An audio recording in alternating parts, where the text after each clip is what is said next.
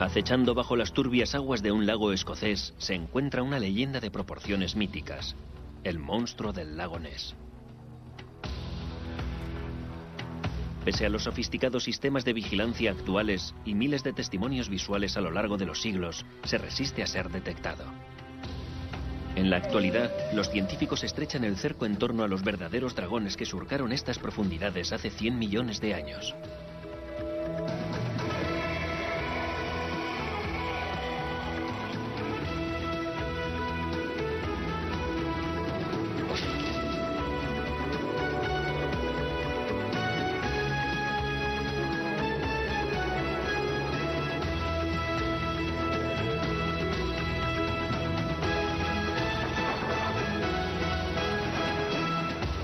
Paleomundo. El secreto del lago Ness.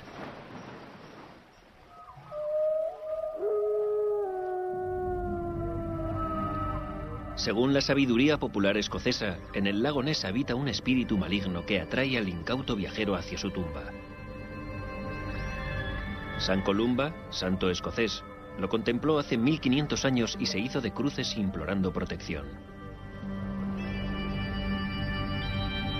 Desde entonces se tiene constancia de unos 10.000 avistamientos, como por ejemplo el de este veterano conductor de remolcador, Willy Brody. Sí, era un animal negro enorme de 2 jorobas y seguía el paso del remolcador. Era como una ballena corcovada. Entonces, por un instante desapareció y volvió a aparecer muy cerca del remolcador, esta vez con 7 jorobas y moviéndose como una serpiente. Pasó rozando el remolcador a gran velocidad. Semejantes descripciones podrían coincidir con las de los grandes monstruos marinos que dominaron los océanos hace 150 millones de años. El paleontólogo Mike Benton de la Universidad de Bristol, Inglaterra, ha dedicado parte de su tiempo a bucear en la historia de esta misteriosa bestia que acecha en el lago. Durante siglos los marineros han informado acerca de criaturas gigantescas que surgían de las profundidades y hacían zozobrar sus barcos, arrojando a la tripulación por la borda, destrozando las embarcaciones y arrastrándolas bajo las olas. El siglo pasado se sacó de aguas del Pacífico un calamar gigante con tentáculos que medían 21 metros. Al menos era un monstruo marino que existía de verdad. No resulta sorprendente que en un lago rodeado de escarpadas colinas erosionadas por antiguos glaciares haya surgido una leyenda tan impresionante. Sus aguas llenas de turba hacen que sea prácticamente imposible ver bajo la superficie. Con 37 kilómetros de longitud y 1,5 kilómetros de anchura, el lago Ness es uno de los lagos más profundos del mundo, escondrijo ideal para un monstruo.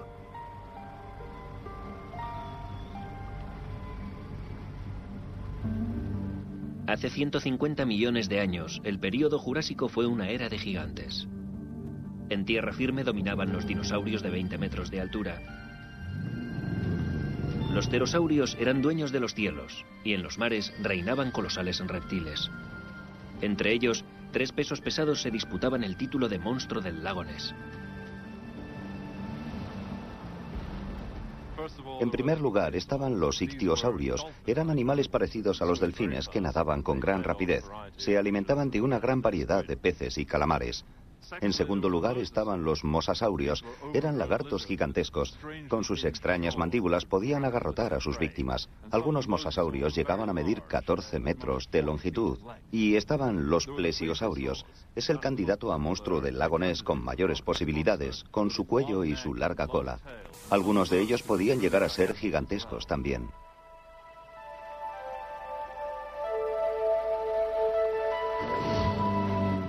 Estas fantásticas criaturas existieron de verdad. ¿Es posible que alguno de ellos lograra fugarse del Parque Jurásico?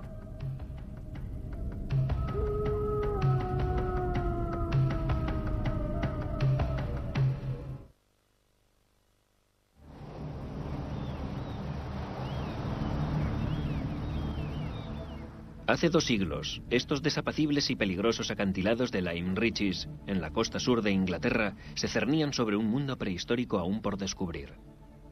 Nadie sospechaba que los monstruos marinos pudieran haber sido realidad.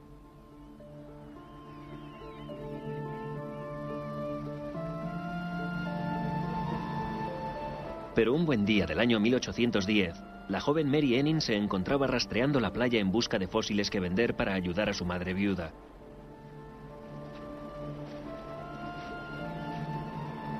Pese a no contar con formación específica, la niña de 12 años sabía lo suficiente como para distinguir estos singulares huesos que sobresalían de los acantilados. Pertenecían al primer esqueleto completo de ictiosaurio jamás encontrado.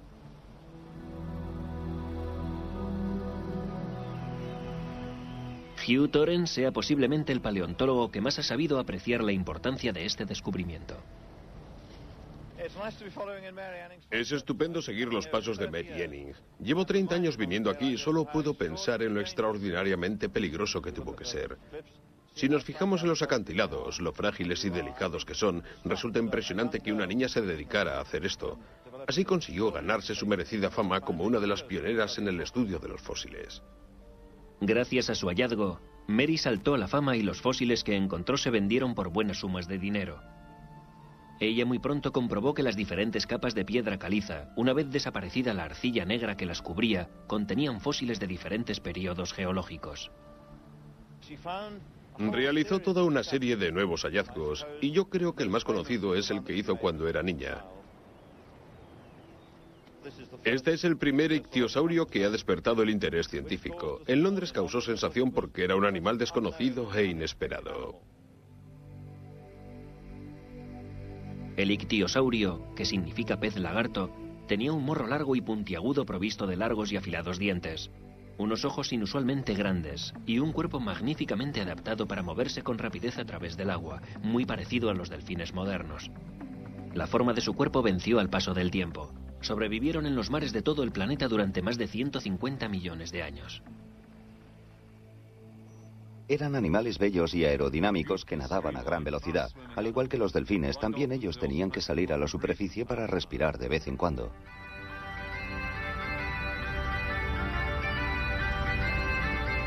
Me sorprende no haber visto ninguno todavía. Escocia no es el único país donde mora un legendario dragón marino. El monstruo más famoso de Canadá, el Ogopogo, vive en el lago Okanagan, un angosto y profundo lago de la Columbia Británica. Asimismo, el director del Departamento de Pesca de Quebec ha anunciado oficialmente la existencia de un extraño animal de gran tamaño que habita en el lago Ouhinigamon, palabra india que significa monstruo. ¿Es posible que en Norteamérica se oculten unos pocos ictiosaurios desperdigados? Hace 200 millones de años, las aguas cubrían buena parte de lo que es hoy el estado de Nevada. A 3 horas de Reno se encuentra el Parque Estatal de los Ictiosaurios.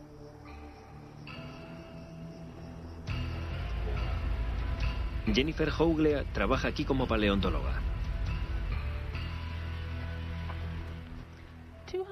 Hace 200 millones de años los océanos estaban llenos de ictiosaurios. En la actualidad, este cañón es el lugar donde más abundan los ictiosaurios en toda Norteamérica.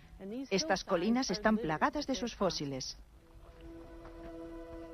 La característica principal del parque es que posee fósiles tan grandes que no pueden ser trasladados y están protegidos bajo un edificio conocido como el Arca. El yacimiento más importante es este de aquí. Hay unos 9 o 10 animales que están muy juntos, como gigantescas sardinas en una inmensa lata. Se trata de una fosa común de ictiosaurios. Cómo murieron estas criaturas y por qué razón se concentraron tantas en este rincón sigue siendo un misterio. Una teoría es que vararon en la playa como las ballenas. Sencillamente se acercaron demasiado a la orilla, quedaron atrapadas y murieron. El problema de esta teoría es que no se trata de sedimentos de playa. Aquí la altura de las aguas era de al menos 30 metros por encima del borde de la plataforma continental. Tal vez se reunieron en torno a una fuente de alimento. Sin embargo, hay otras posibilidades. La idea más reciente es que los ictiosaurios utilizaban esta zona como lugar de reproducción. Al igual que los animales modernos, se solían juntar en grandes grupos para reproducirse y tener descendencia. Los restos fósiles revelan que los ictiosaurios parían sus crías por la cola, como los delfines modernos, para evitar que se ahogaran. Este asombroso fósil del Museo de Historia Natural de Londres muestra el parto de un ictiosaurio. La fatiga del nacimiento fue la causa de la muerte tanto de la madre como de la cría. Juntos se hundieron en las profundidades y quedaron congelados antes de la putrefacción.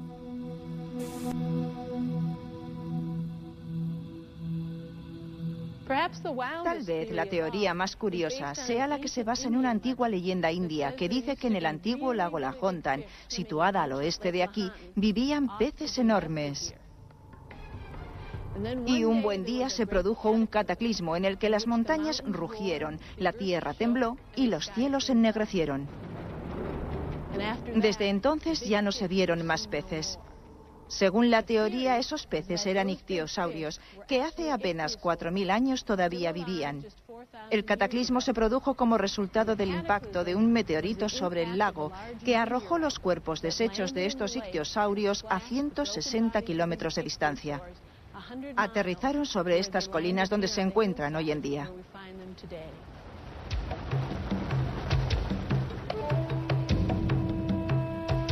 El ictiosaurio más grande hallado en el parque tenía una longitud de unos 20 metros. Esta es una representación bastante buena del aspecto que pudo ofrecer.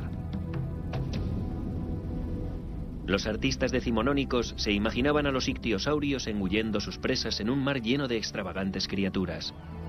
Sus enormes mandíbulas y sus estremecedores dientes daban al ictiosaurio el aspecto de un delfín asesino infernal.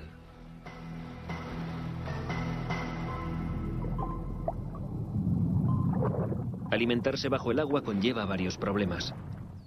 En tierra firme, el depredador puede morder a su víctima, colgarse de ella y arrastrarla hacia abajo aprovechando la fuerza de gravedad.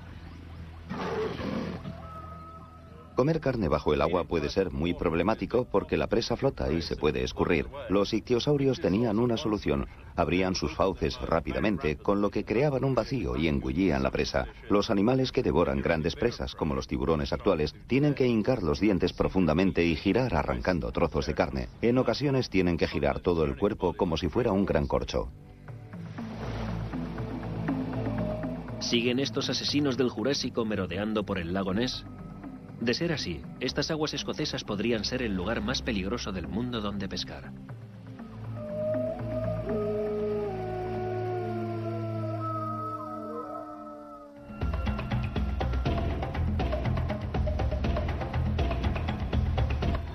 Anochecía una tarde de verano de 1934, cuando Alfred Cruikshank, un chofer del lugar, conducía su vehículo por la peligrosa orilla norte del lago Ness.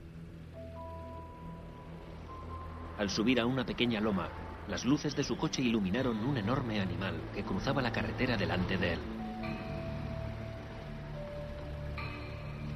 Posteriormente relató haber visto un enorme cuerpo corcovado de más de 1 metro de altura arrastrando su vientre por el suelo. Calculó que tendría unos 8 metros de longitud. Se alejó de la carretera contoneándose sobre las 2 patas de ambos lados. Su cabeza estaba muy cerca del cuerpo. El cuello era muy corto.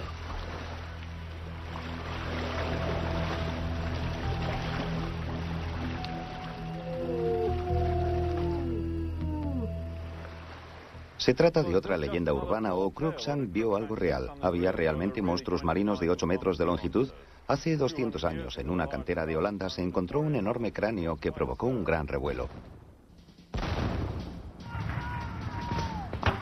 Este fósil perteneciente a un monstruo llamado mosasaurio se hizo tan famoso que durante la batalla de Maastricht en 1795, Napoleón recibió órdenes de llevarlo a París, para el barón Georges Cuvier, el paleontólogo más importante de aquella época. En círculos filosóficos y paleontológicos, las batallas marítimas rivalizaban con las batallas en tierra firme. En el siglo XVIII, la creencia dominante era que la Tierra apenas tenía unos pocos miles de años de antigüedad. El concepto de extinción aún no existía. Cuvier demostró que hace millones de años los reptiles gigantes surcaron los mares y posteriormente desaparecieron. Sus fósiles eran la prueba de su existencia. En un almacén de Dakota del Norte, Mike Tribole está recomponiendo un mosasaurio. El fósil llevaba más de 100 años en el sótano de un museo. Mike está ejecutando esta labor en la mitad de tiempo para filmar esta película. Es el mayor mosasaurio jamás encontrado. Aquí está la marca de 3 metros. Aquí tenemos 7 metros. 10 metros. 15 metros. Incluso Mike Tribole está que no se lo cree. Desde la punta del morro hasta el extremo posterior de la mandíbula son 2 metros. Cada uno de los dientes mide 7 centímetros y medio. Para este yo solo sería un aperitivo.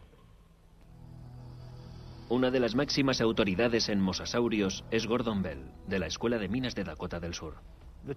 La cola del mosasaurio era el principal órgano de propulsión. Se movía de un lado a otro, como las anguilas modernas. Esto le daba un gran impulso y potencia, lo que le convertía en un excelente depredador de emboscada. Las extremidades se usan para mantener la dirección. Las extremidades frontales, sobre todo, se usaban para orientarse a derecha o izquierda, mientras que las posteriores se empleaban para enderezar el cuerpo, para controlar la inclinación y los bandazos, como los aviones modernos. La mandíbula inferior tiene una junta justo hacia la mitad y en la zona posterior tiene una charnela giratoria.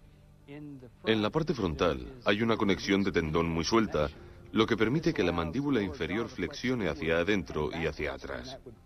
De esta forma puede introducir la comida en el gaznate por la fuerza. Otra característica del mecanismo de ingestión son los dientes palatales. Estos dientes carnívoros curvos, con forma de garfio, funcionan en combinación con las mandíbulas inferiores para introducir la comida por la garganta. Esto es una verdadera máquina de comer.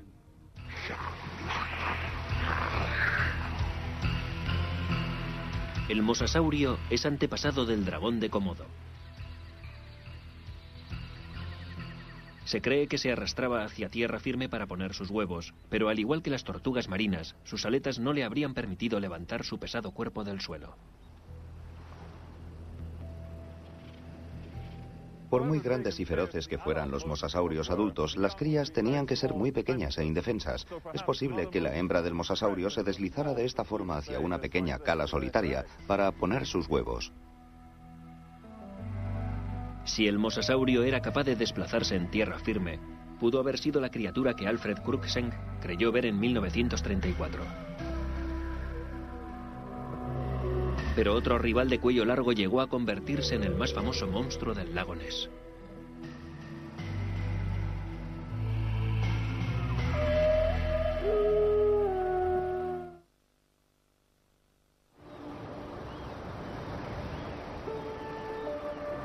Mary Enning tenía 25 años cuando hizo su segundo hallazgo importante.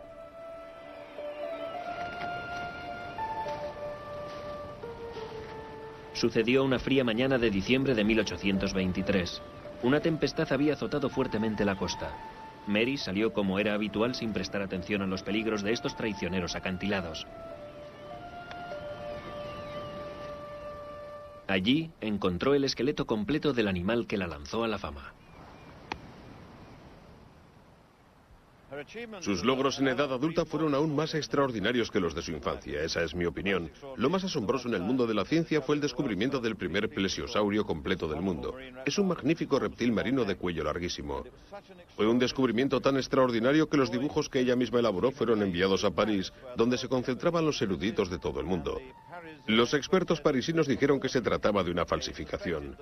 Sospechaban que los coleccionistas estaban falsificando fósiles y alterando los historiales científicos, y cuando se demostró que esta joven de clase trabajadora estaba en lo cierto y que los científicos más eminentes del mundo estaban equivocados, ella adquirió una credibilidad que le duró para siempre. En sus 24 años de vida posteriores, nadie puso en duda o intentó desmentir sus hallazgos. Se convirtió en una figura de enorme autoridad. Al igual que San Jorge, Mary Enning acabó con el mítico dragón. Ella también entró a formar parte de la leyenda y pasó a ser conocida como Santa Georgina de Lyme Regis, por sus descubrimientos que demostraban la existencia de reptiles arcaicos.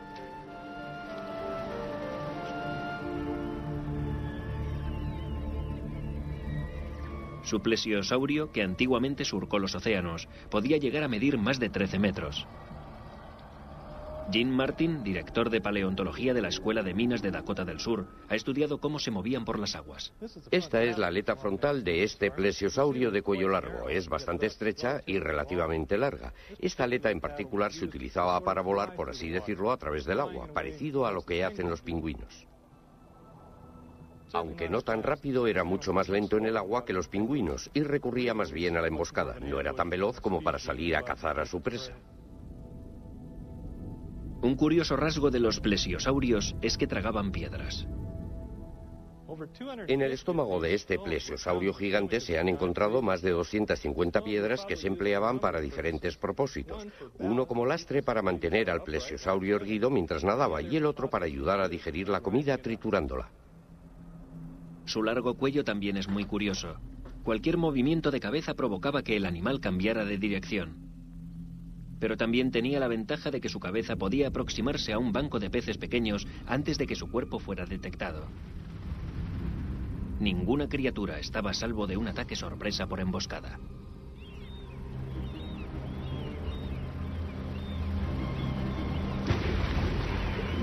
Los plesiosaurios no tenían sentido del olfato, pero al igual que los tiburones, eran capaces de percibir cantidades mínimas de sangre en el agua.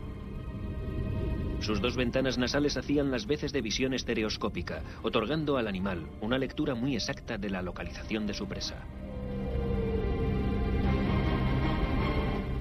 Un órgano situado tras las ventanas nasales se fijaba en la posición. También le permitía comprobar a qué velocidad se movía el animal durante la persecución. Otros dos órganos dentro de la cabeza controlaban la inclinación y los bandazos. Los plesiosaurios estaban muy bien dotados para mares poco profundos.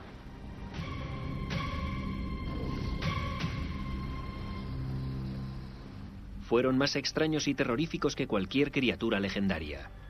Su existencia se prolongó durante más de 100 millones de años.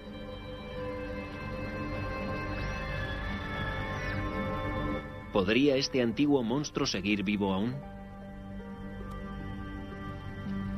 Tal vez sea mejor que el misterio quede sin resolver. Resulta estremecedor imaginar lo que podría estar acechando bajo estas gélidas aguas.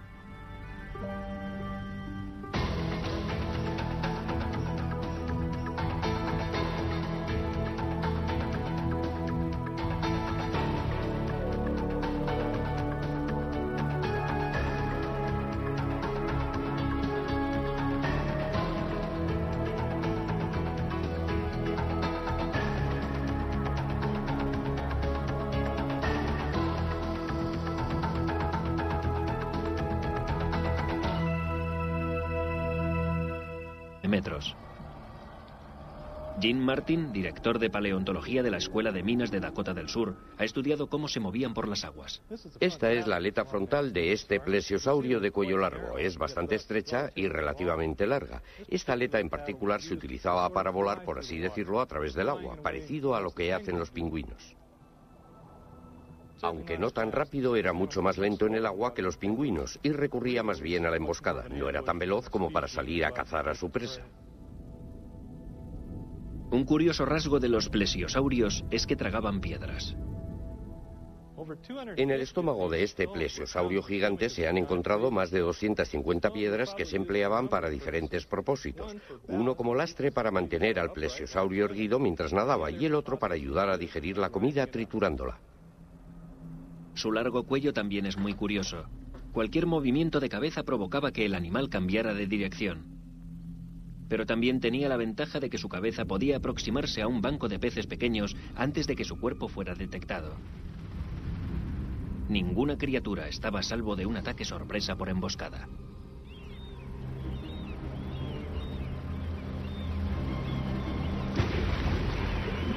Los plesiosaurios no tenían sentido del olfato, pero al igual que los tiburones, eran capaces de percibir cantidades mínimas de sangre en el agua. Sus dos ventanas nasales hacían las veces de visión estereoscópica, otorgando al animal una lectura muy exacta de la localización de su presa. Un órgano situado tras las ventanas nasales se fijaba en la posición. También le permitía comprobar a qué velocidad se movía el animal durante la persecución. Otros 2 órganos dentro de la cabeza controlaban la inclinación y los bandazos. Los plesiosaurios estaban muy bien dotados para mares poco profundos.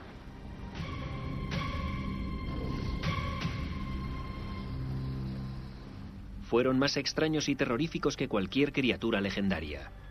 Su existencia se prolongó durante más de 100 millones de años.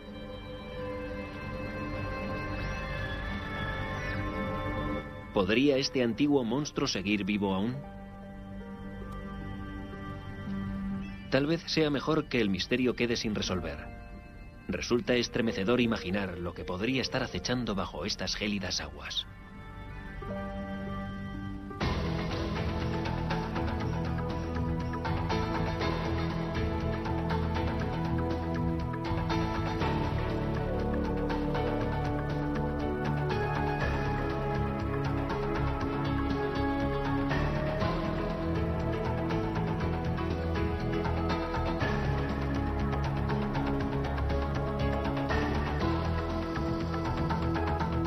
De ella y arrastrarla hacia abajo aprovechando la fuerza de gravedad. Comer carne bajo el agua puede ser muy problemático porque la presa flota y se puede escurrir. Los ictiosaurios tenían una solución. Abrían sus fauces rápidamente, con lo que creaban un vacío y engullían la presa. Los animales que devoran grandes presas, como los tiburones actuales, tienen que hincar los dientes profundamente y girar arrancando trozos de carne. En ocasiones tienen que girar todo el cuerpo como si fuera un gran corcho. ¿Siguen estos asesinos del Jurásico merodeando por el lago Ness? De ser así, estas aguas escocesas podrían ser el lugar más peligroso del mundo donde pescar.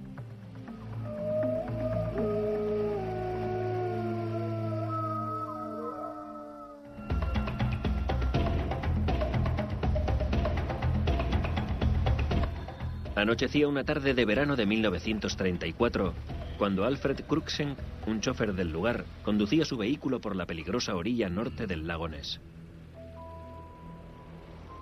Al subir a una pequeña loma, las luces de su coche iluminaron un enorme animal que cruzaba la carretera delante de él.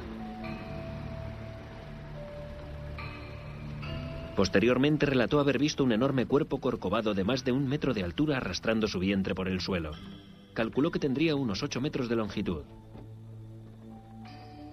Se alejó de la carretera contoneándose sobre las 2 patas de ambos lados. Su cabeza estaba muy cerca del cuerpo. El cuello era muy corto.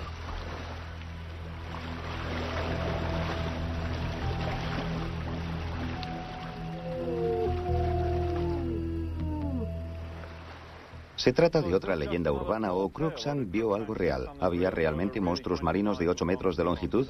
Hace 200 años, en una cantera de Holanda, se encontró un enorme cráneo que provocó un gran revuelo. Este fósil perteneciente a un monstruo llamado mosasaurio se hizo tan famoso que durante la batalla de Maastricht en 1795, Napoleón recibió órdenes de llevarlo a París, para el barón Georges Cuvier, el paleontólogo más importante de aquella época. En círculos filosóficos y paleontológicos, las batallas marítimas rivalizaban con las batallas en tierra firme. En el siglo XVIII, la creencia dominante era que la Tierra apenas tenía unos pocos miles de años de antigüedad.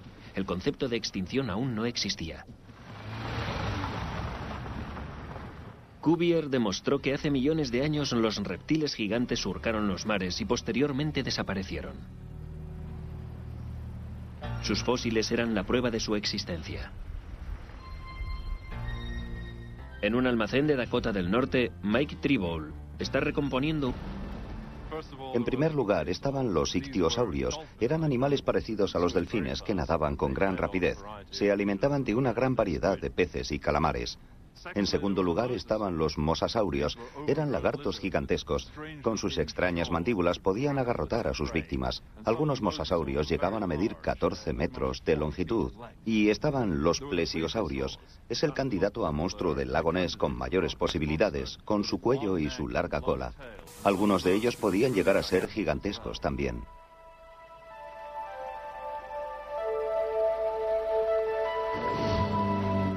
Estas fantásticas criaturas existieron de verdad. ¿Es posible que alguno de ellos lograra fugarse del Parque Jurásico?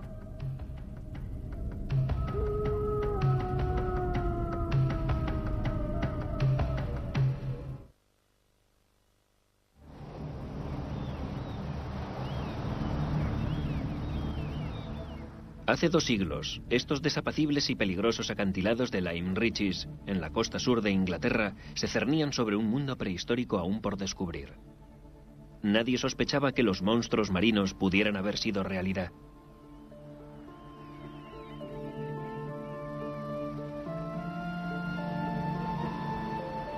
Pero un buen día del año 1810, la joven Mary Enning se encontraba rastreando la playa en busca de fósiles que vender para ayudar a su madre viuda.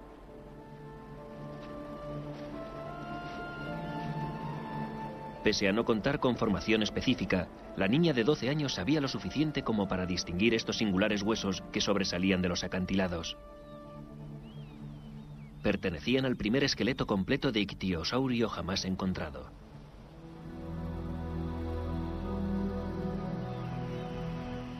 Hugh Torrens sea posiblemente el paleontólogo que más ha sabido apreciar la importancia de este descubrimiento. Es estupendo seguir los pasos de Mary Enning. Llevo 30 años viniendo aquí y solo puedo pensar en lo extraordinariamente peligroso que tuvo que ser. Si nos fijamos en los acantilados, lo frágiles y delicados que son, resulta impresionante que una niña se dedicara a hacer esto. Así consiguió ganarse su merecida fama como una de las pioneras en el estudio de los fósiles. Gracias a su hallazgo, Mary saltó a la fama y los fósiles que encontró se vendieron por buenas sumas de dinero. Ella muy pronto comprobó que las diferentes capas de piedra caliza, una vez desaparecida la arcilla negra que las cubría, contenían fósiles de diferentes periodos geológicos. Realizó toda una serie de nuevos hallazgos, y yo creo que el más conocido es el que hizo cuando era niña. Este es el primer ictiosaurio que ha despertado el interés científico. En Londres causó sensación porque era un animal desconocido. Por sus descubrimientos que demostraban la existencia de reptiles arcaicos.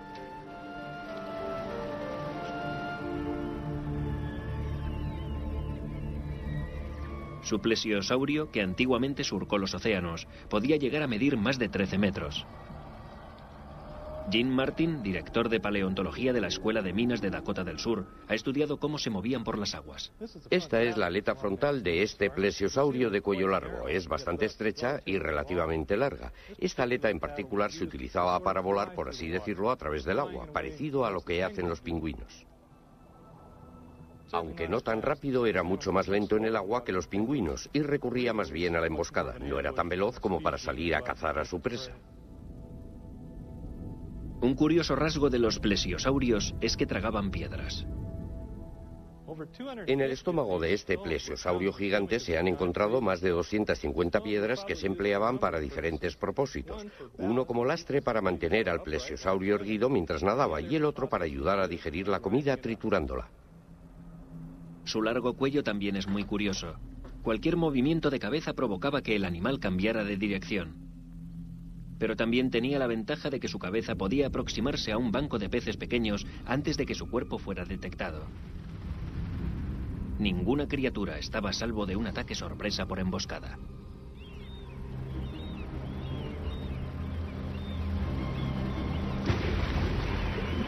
Los plesiosaurios no tenían sentido del olfato, pero al igual que los tiburones, eran capaces de percibir cantidades mínimas de sangre en el agua.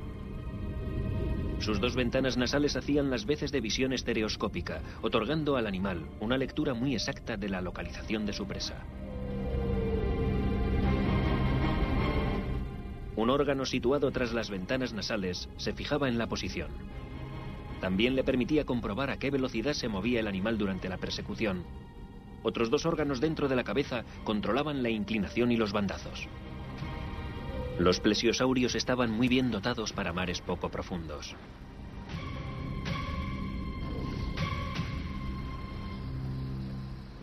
Fueron más extraños y terroríficos que cualquier criatura legendaria. Su existencia se prolongó durante más de 100 millones de años.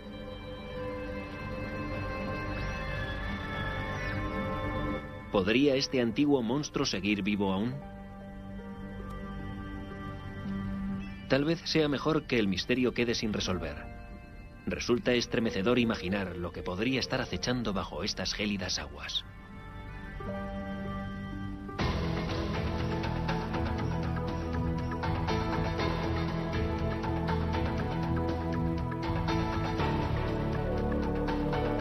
Principal órgano de propulsión.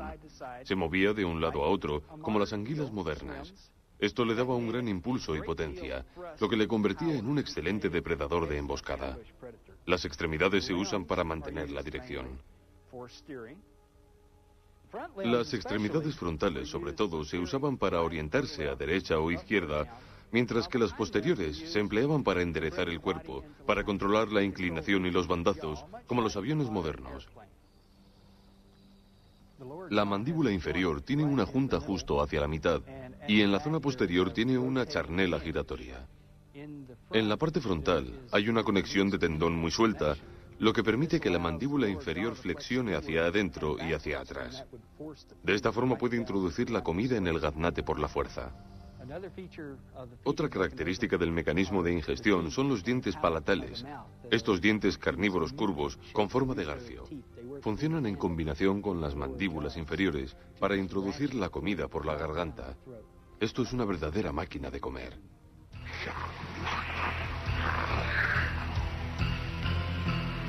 El mosasaurio es antepasado del dragón de Komodo.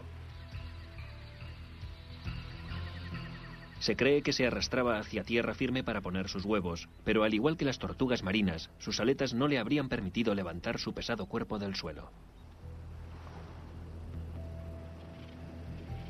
Por muy grandes y feroces que fueran los mosasaurios adultos, las crías tenían que ser muy pequeñas e indefensas. Es posible que la hembra del mosasaurio se deslizara de esta forma hacia una pequeña cala solitaria para poner sus huevos. Si el mosasaurio era capaz de desplazarse en tierra firme, pudo haber sido la criatura que Alfred Cruikshank creyó ver en 1934. Pero otro rival de cuello largo llegó a convertirse en el más famoso monstruo del lago Ness.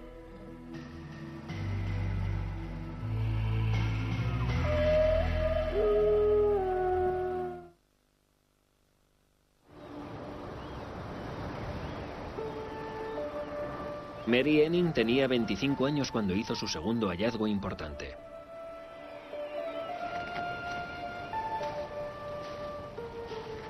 Sucedió una fría mañana de diciembre de 1823. Una tempestad había azotado fuertemente la costa. Mary salió como era habitual sin prestar atención a los peligros de estos traicioneros acantilados. Allí encontró el esqueleto completo del animal que la lanzó a la fama. Sus logros en edad adulta fueron aún más extraordinarios que los de su infancia, esa es mi opinión. Lo más asombroso en el mundo de la ciencia fue el descubrimiento del primer plesiosaurio completo del mundo. Es un magnífico reptil. Bristol, Inglaterra, ha dedicado parte de su tiempo a bucear en la historia de esta misteriosa bestia que acecha en el lago. Durante siglos los marineros han informado acerca de criaturas gigantescas que surgían de las profundidades y hacían zozobrar sus barcos, arrojando a la tripulación por la borda, destrozando las embarcaciones y arrastrándolas bajo las olas. El siglo pasado se sacó de aguas del Pacífico un calamar gigante con tentáculos que medían 21 metros. Al menos era un monstruo marino que existía de verdad.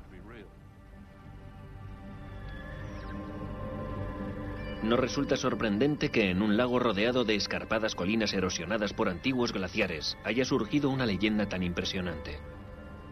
Sus aguas llenas de turba hacen que sea prácticamente imposible ver bajo la superficie.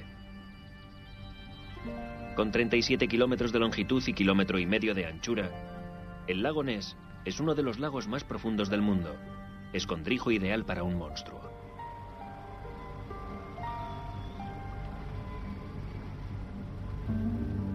Hace 150 millones de años, el período Jurásico fue una era de gigantes. En tierra firme dominaban los dinosaurios de 20 metros de altura. Los pterosaurios eran dueños de los cielos, y en los mares reinaban colosales reptiles. Entre ellos, 3 pesos pesados se disputaban el título de monstruo del lago Ness. En primer lugar estaban los ictiosaurios. Eran animales parecidos a los delfines que nadaban con gran rapidez. Se alimentaban de una gran variedad de peces y calamares. En segundo lugar estaban los mosasaurios. Eran lagartos gigantescos. Con sus extrañas mandíbulas podían agarrotar a sus víctimas. Algunos mosasaurios llegaban a medir 14 metros de longitud. Y estaban los plesiosaurios. Es el candidato a monstruo del lago Ness con mayores posibilidades, con su cuello y su larga cola. Algunos de ellos podían llegar a ser gigantescos también.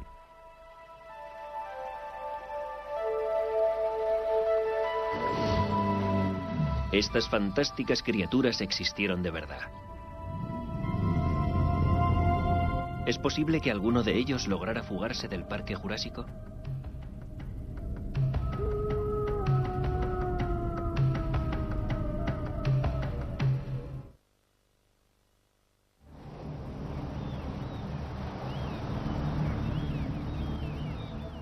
Hace 2 siglos, estos desapacibles y peligrosos acantilados de Lyme Regis, en la costa sur de Inglaterra, se cernían sobre un mundo prehistórico aún por descubrir. Nadie sospechaba que los monstruos marinos pudieran haber sido realidad.